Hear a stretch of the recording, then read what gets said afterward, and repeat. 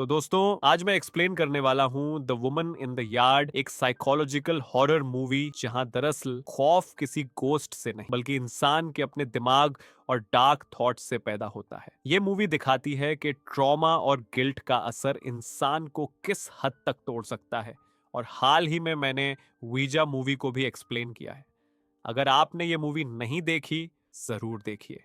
तो चलिए अब बिना किसी देरी के चलते हैं the woman in the yard movie की एक्सप्लेनेशन की तरफ। तो फिल्म की शुरुआत रिमोना के फार्म हाउस को दिखाते हुए होती है जहां वो अपनी बेटी और बेटे के साथ रहती है। रिमोना इस वक्त एक वीडियो देख रही होती है जिससे हमें पता चलता है कि रिमोना और उसके हस्बैंड ने बहुत प्यार से ये फार्म हाउस बनाया था और इसकी एक एक चीज को मैनेज किया था। रिमोना ये वीडियो देखकर दुखी होती है क्योंकि अब उसके हस्बैंड की डेथ एक एक्सीडेंट में हो चुकी होती है। इसी एक्सीडेंट में रिमोना की भी टांगें चली गई थी। इस एक्सीडेंट ने रिमोना को मेंटली बिल्कुल तोड़ कर रख दिया था। यहाँ तक कि अब वो अपने घर और बच्चों पर भी ठीक से ध्यान नहीं दे पा रही होती। इसी वजह से घर के हालात काफी खराब हो चुके होते हैं। यहाँ तक कि घर का छोटा बड़ा काम टेलर करता होता है। इसके बावजूद भी रिमोना का बिहेवियर इन लोगों के साथ काफी सख्त रहता है। रिमोना रोज सुबह उठते ही सिर्फ एक ही चीज कहती है, गिव मी स्ट्रेंथ। खैर जब वो कमरे से बाहर आती है तो देखती है कि टेलर ने ज्यादातर काम कर लिया होता है, लेकिन घर की बहुत सी चीजें खत्म हो चुकी होती हैं। घर की लाइट भी चली जाती है। इन सब के बीच अचानक रिमोना नोटिस करती है कि उनके घर के यार्ड में कोई बैठा हुआ होता है। एक लेडी होती है जो पूरी तरह ब्लैक कलर के कपड़ों से कवर्ड होती है। ये देखकर रिमोना डर जाती है। वो अपने दोनों बच्चों को घर के अंदर रहने को कहती है और खुद उस औरत से पूछने जाती है कि वो यहाँ क्या कर रही है।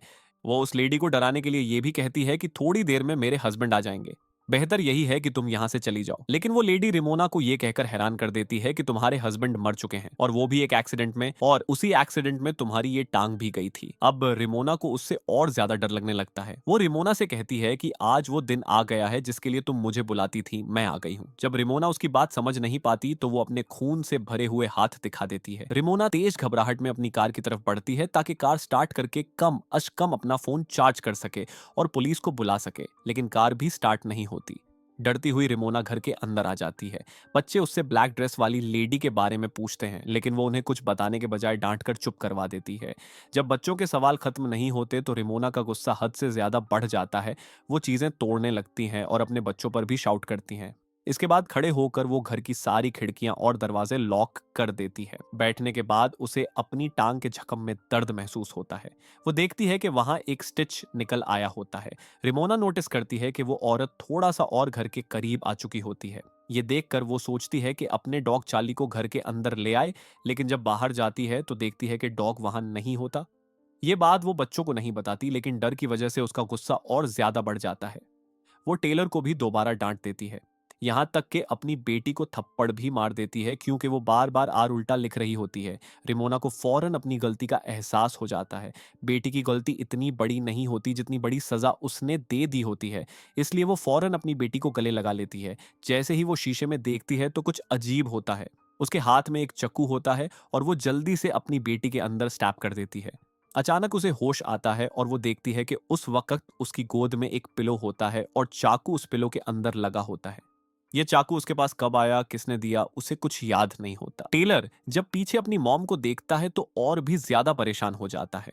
उसे समझ आ जाता है कि उसकी मॉम मेंटली स्टेबल नहीं रही। इस मुश्किल से निकलने के लिए उसे खुद ही कोई रास्ता निकालना पड़ेगा।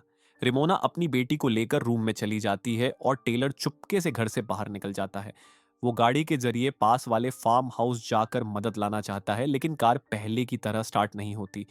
थोड़ी देर बाद रिमोना भी उसे ढूंढते हुए वहां आ जाती है और उस पर बहुत ज्यादा गुस्सा करती है और जबरदस्ती उसे घर के अंदर ले आती है। अब टेलर को भी गुस्सा आ जाता है क्योंकि उसे पता चल जाता है कि उनका डॉग चार्ली बाहर नहीं है और रिमोना कुछ छुपा रही है। टेलर अपनी मॉम से कहता है कि आपसे कुछ नहीं होगा, मेन ही इसे हैंडल करूंगा।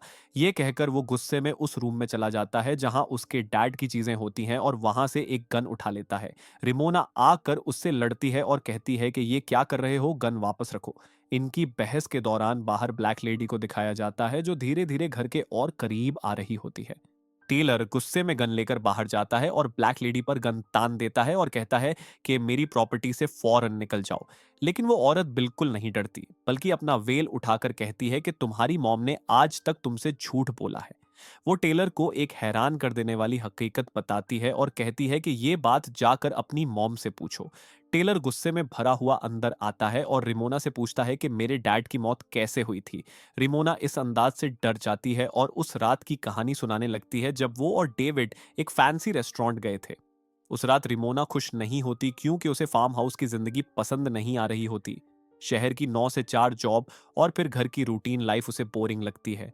जबकि डेविड इसी फार्म हाउस पर उसकी ख्वाहिश पर शिफ्ट हुआ होता है। अब जब सब लोग यहाँ सेटल हो चुके होते हैं और खुश होते हैं, सिर्फ रिमोना ही नाखुश होती है।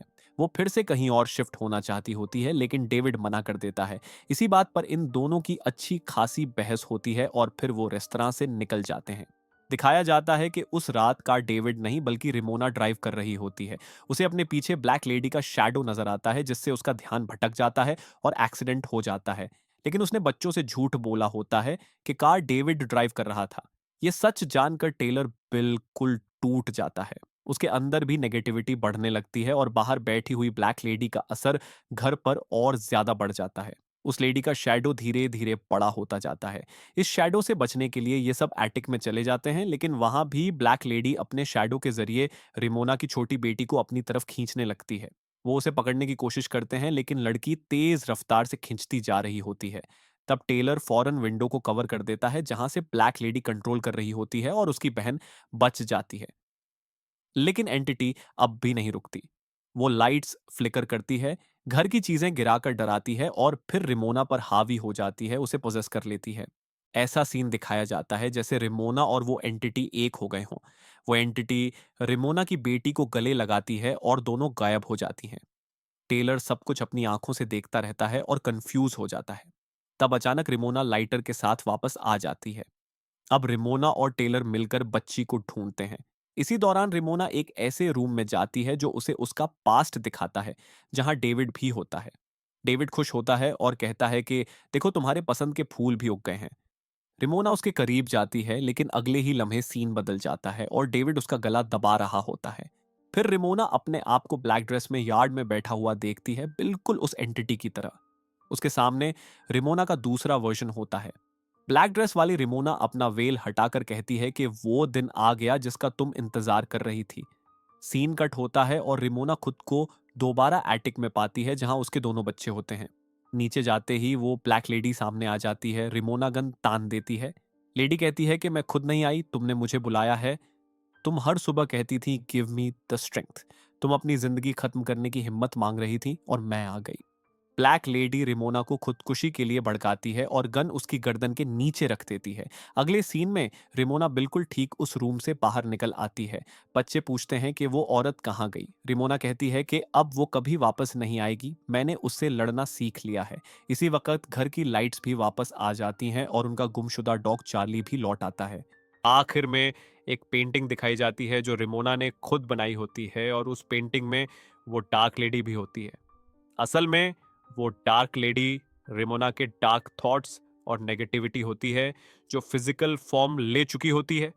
जब रिमोना अपनी नेगेटिविटी से बाहर निकल आती है तो वो एंटिटी भी खत्म हो जाती है। इसी के साथ ये कहानी यहीं खत्म हो जाती है।